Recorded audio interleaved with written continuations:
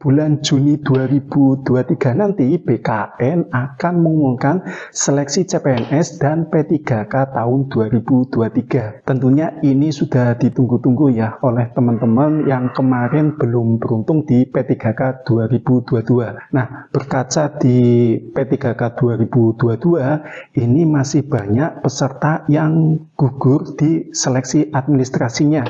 Untuk itu, di podcast kali ini saya akan mendatangkan narasumber seorang verifikator berkas administrasi seleksi CPNS dan P3K tahun kemarin. Apa aja yang perlu kalian siapkan dan bagaimana tipsnya biar lolos seleksi administrasi? Langsung saja tonton videonya.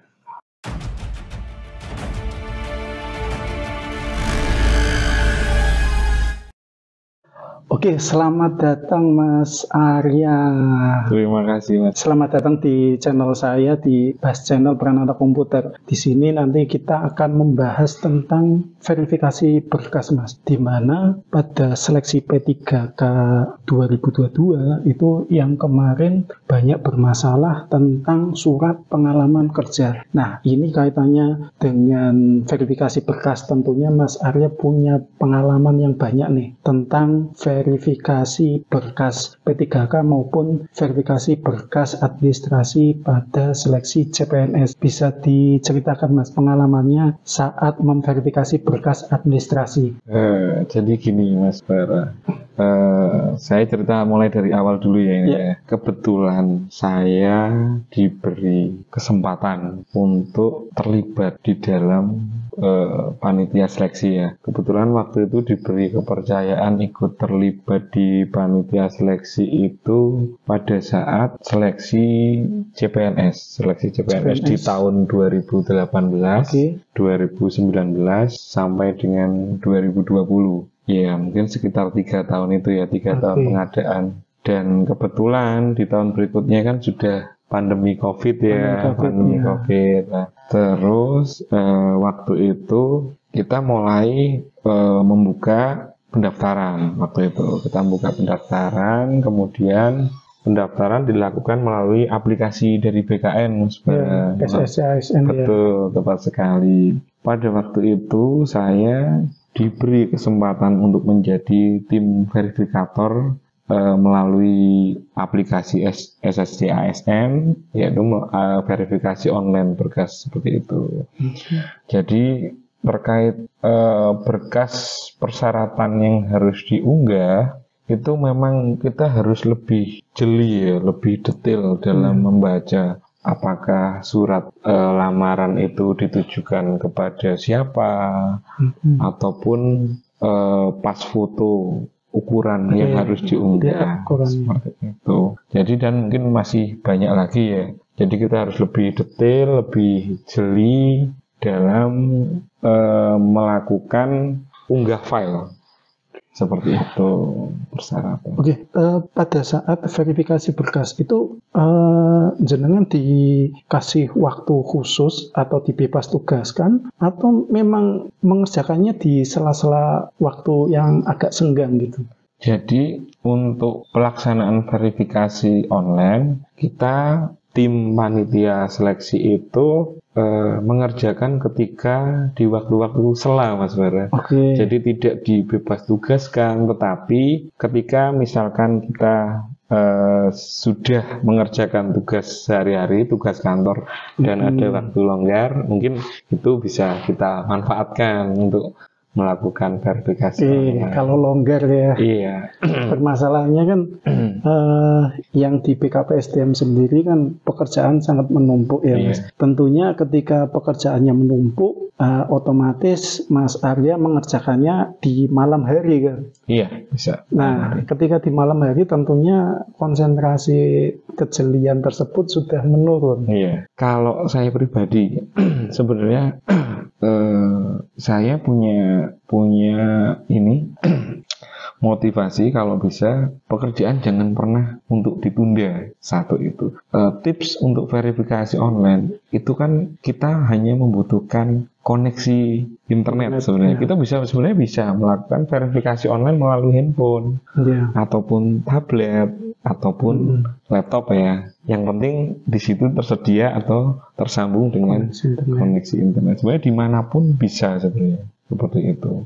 Baik, entah misalkan kita sedang melakukan Dilana dulu pernah Mas Bara, saya dengan pimpinan, dengan atasan saya sedang dalam perjalanan dinas luar daerah ke Komisi ASN Jakarta.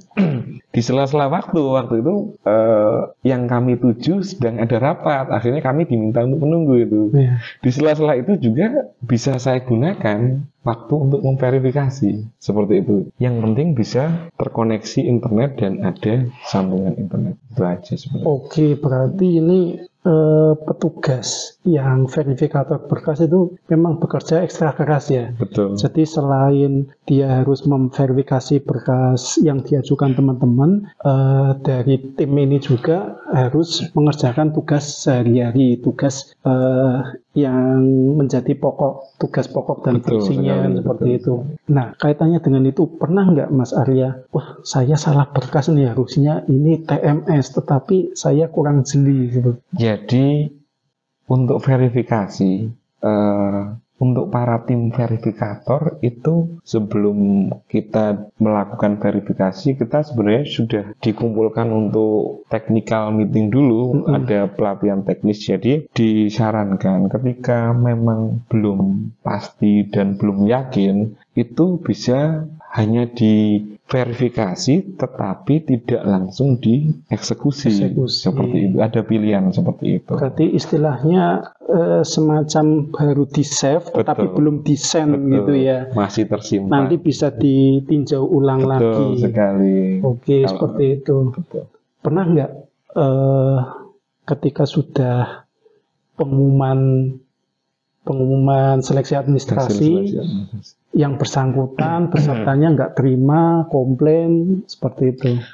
Jadi untuk seleksi hasil administrasi, kemudian setelah itu kita umumkan, Mas Bara. Iya. Kita umumkan, dan juga selain diumumkan di website BKPSDM, juga pelamar ini bisa mengakses hasil seleksi berkas administrasi, yang bisa mengakses. Kemudian apabila ada peserta yang merasa tidak puas dengan hasil seleksi berkas administrasi, itu bisa melakukan sanggah banding. Bisa yang tersedia di aplikasi SSC ASN BKM.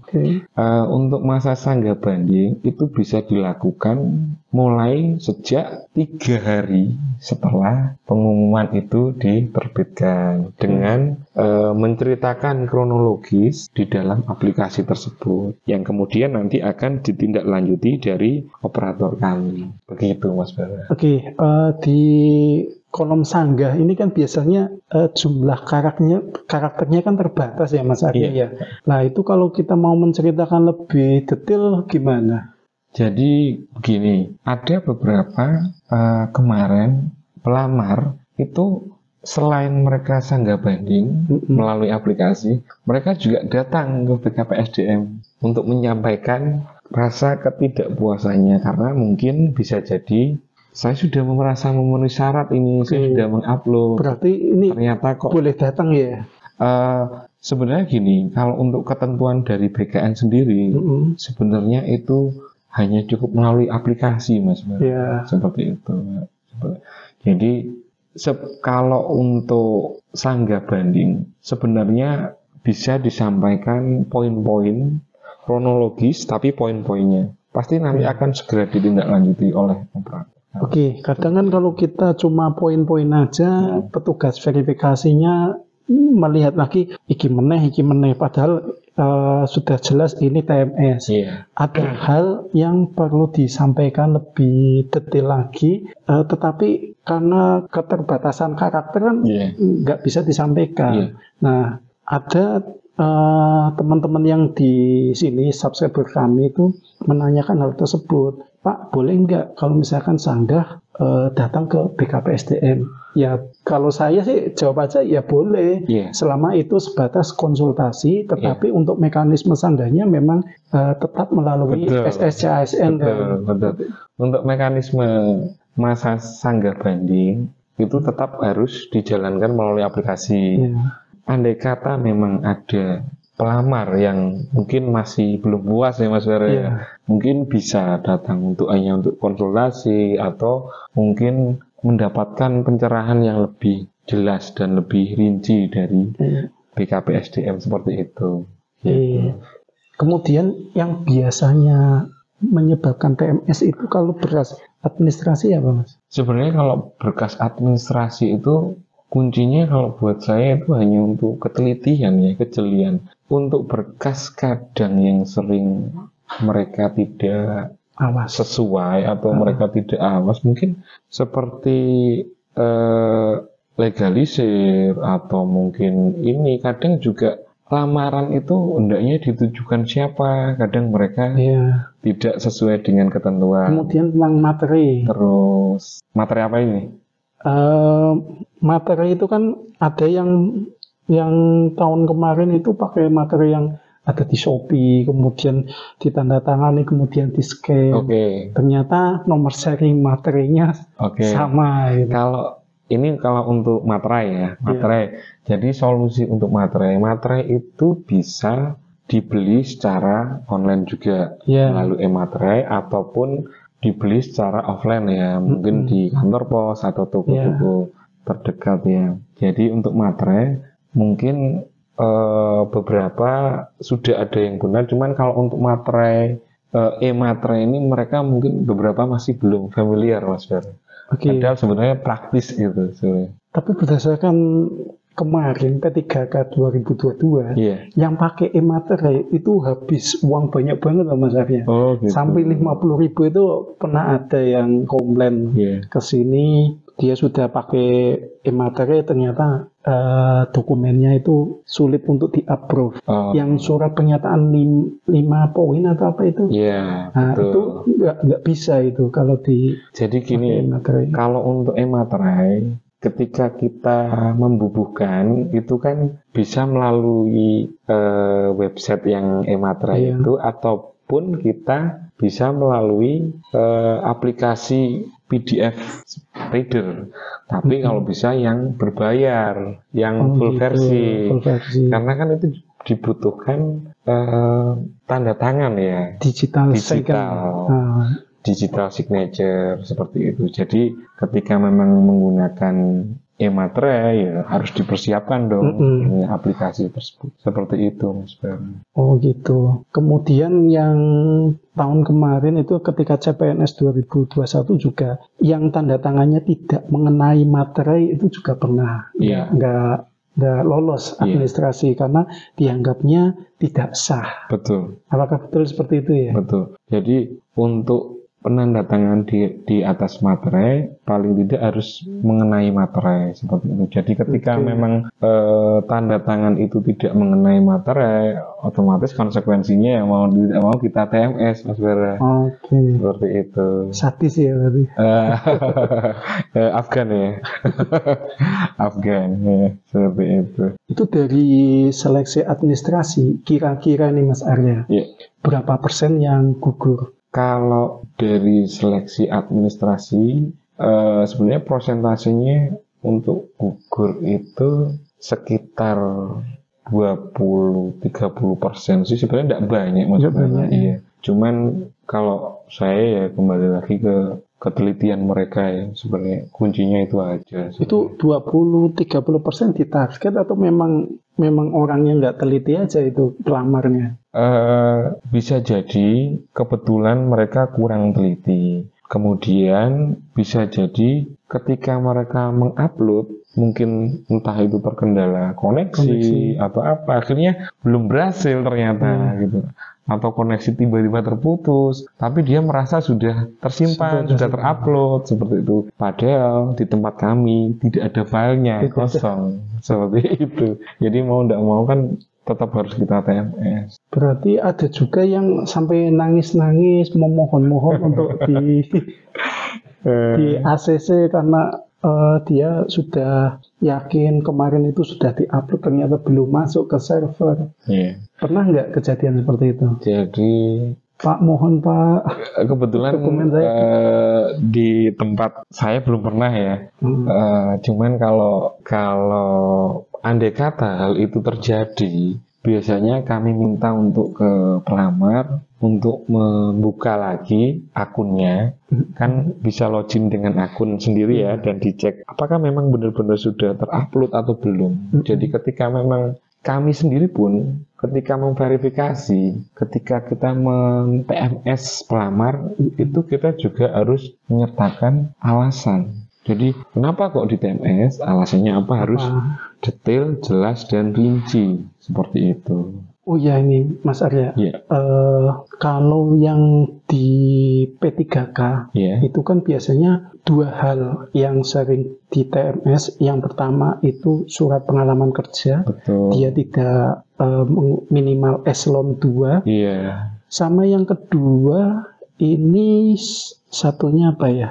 Kualifikasi pendidikan. Betul. Rata-rata banyak yang kurang sesuai. Betul. Apakah betul seperti itu?